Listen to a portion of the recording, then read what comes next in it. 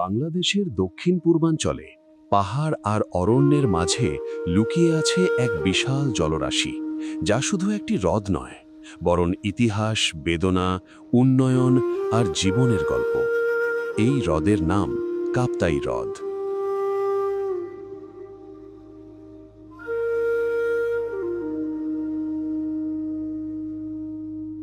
1957 সালে শুরু হয় কর্ণফুলী নদীর ওপর বাঁধ নির্মাণের কাজ। 1960 সালে এর সমাপ্তির মধ্য দিয়ে কর্ণফুলী নদীর ওপর নির্মিত হয় কাপ্তাই বাঁধ। এই বাঁধ নির্মাণের ফলে সৃষ্টি হয় দক্ষিণ এশিয়ার সবচেয়ে বড় কৃত্রিম হ্রদ, কাপ্তাই হ্রদ। এর মূল উদ্দেশ্য ছিল জলবিদ্যুৎ উৎপাদন। আজও কাপ্তাই জলবিদ্যুৎ কেন্দ্র বাংলাদেশের বিদ্যুৎ ব্যবস্থায় গুরুত্বপূর্ণ ভূমিকা রাখছে। কিন্তু এই উন্নয়নের পেছনে ছিল গভীর ত্যাগ। ডুবে যায় প্রায় 54,000 একর জমি, বাস্তুহারা হয় প্রায় 1 লক্ষেরও বেশি মানুষ, যাদের বড় একটি অংশ ছিল পাহাড়ি আদিবাসী জনগোষ্ঠী।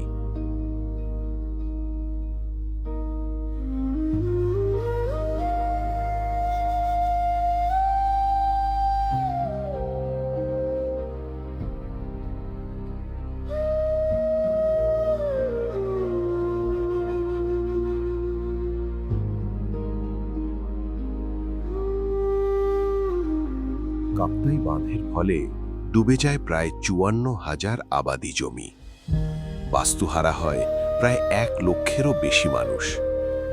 চাকমা, মারমা, তঞ্চঙ্গা, পাহাড়ি আদিবাসী জনগোষ্ঠীর বহু গ্রাম পানির নিচে হারিয়ে যায়।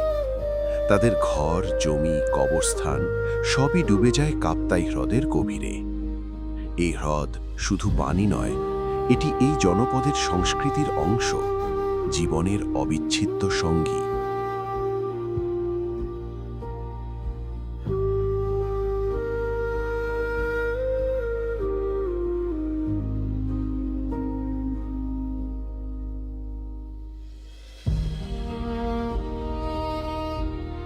লেকের বুক চিড়ে সেলু মেশিনে চালিত এই ছোট্ট নৌকাটির ছুটে চলার দৃশ্যটি দারুণ লাগলো।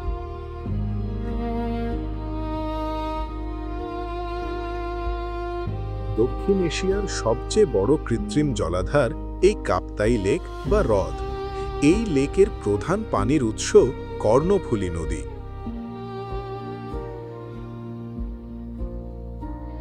কাপ্তাই হ্রদ বিদ্যুৎ কেন্দ্রের বিদ্যুৎ উৎপাদন ক্ষমতা ধরা হয়েছিল 1,20,000 কিলোওয়াট। প্রথমে 40 মেগাওয়াট ক্ষমতাসম্পন্ন 1 ও 2 নম্বর ইউনিট স্থাপন করা হলেও পরে 1969 সালের 50 মেগাওয়াট ক্ষমতাসম্পন্ন 3 নম্বর ইউনিটের কাজ শুরু হয়। বর্তমানে মোট 5টি ইউনিট চালু আছে, যার মোট বিদ্যুৎ উৎপাদন ক্ষমতা 230 মেগাওয়াট।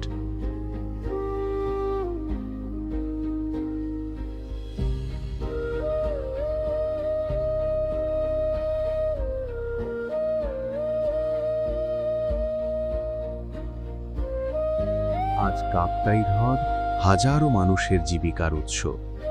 ভোরের আলো ফোটার আগেই কাপ্তাই হ্রদে নেমে পড়ে শত শত নৌকা।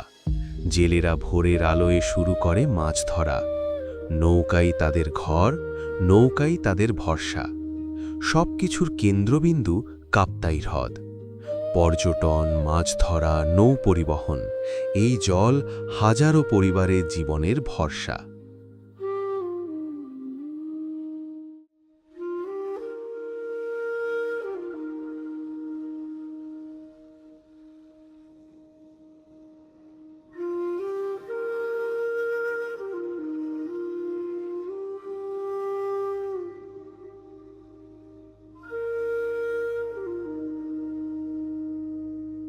নৌকায় ঘুরে, পাহাড়ে উঠেও কিংবা ড্রোন উড়িয়েও কাপ্তাই লেককে বিশালতা সেভাবে দেখানো সম্ভব নয়। কেবলমাত্র এমন স্যাটেলাইট ইমেজই দিতে পারে এই লেকের প্রকৃত চিত্র।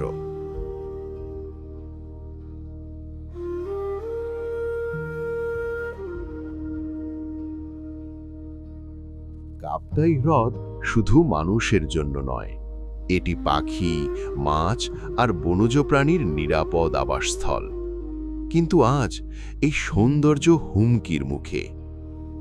অপরিকল্পিত পর্যটন, দূষণ ও বন উজাড় এই প্রাকৃতিক সৌন্দর্যকে আজ হুমকির মুখে ফেলছে।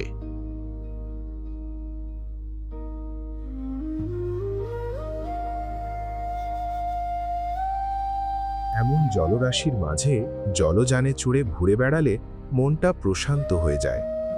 মস্তিষ্কে জমে থাকা শহরের যান্ত্রিকতা আর কোলাহলের বর্জ্য নিষ্কাশনের জন্য এমন জায়গায় তো আদর্শ।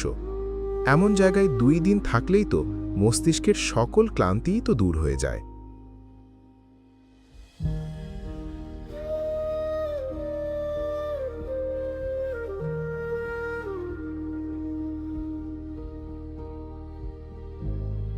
কাপ্তাই হ্রদ শুধু একটি জলাধার নয়, এটি বাংলাদেশের ইতিহাসের নীরব সাক্ষী, যেখানে সৌন্দর্য আছে, আছে বেদনা, আছে প্রকৃতি, আছে মানুষ। এই হ্রদ আমাদের শেখায় উন্নয়ন তখনই অর্থবহ যখন তা মানুষের জীবনকে সম্মান করে। কাপ্তাই হ্রদ একদিকে সৌন্দর্যের প্রতীক, অন্যদিকে বেদনার নীরব সাক্ষী। কাপ্তাই হ্রদ ইতিহাস, ঐতিহ্য আর জীবনের ধারায় এক অনন্ত গল্প।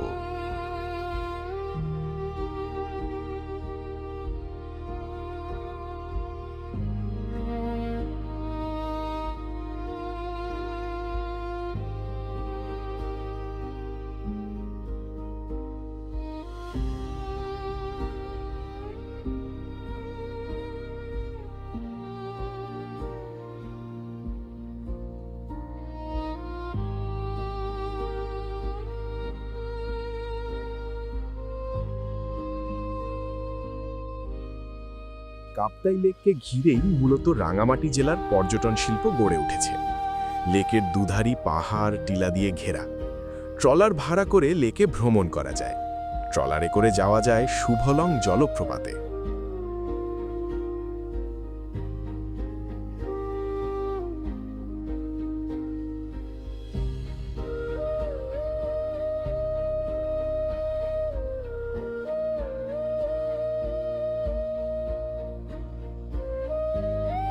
নৌবাহিনীর তৈরি লেক প্যারাডাইস এলাকাটি দেখতে অনেক সুন্দর।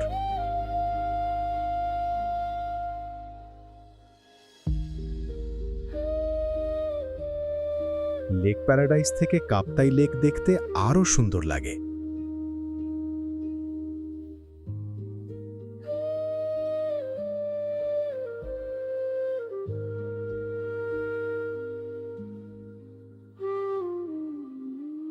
কাপ্তাই বাঁধ বিদ্যুৎ দেয়, আলো জ্বালায় শহরে, কিন্তু প্রশ্ন থেকে যায়, যারা সব হারিয়েছিল তারা কি ন্যায্য প্রতিদান পেয়েছে?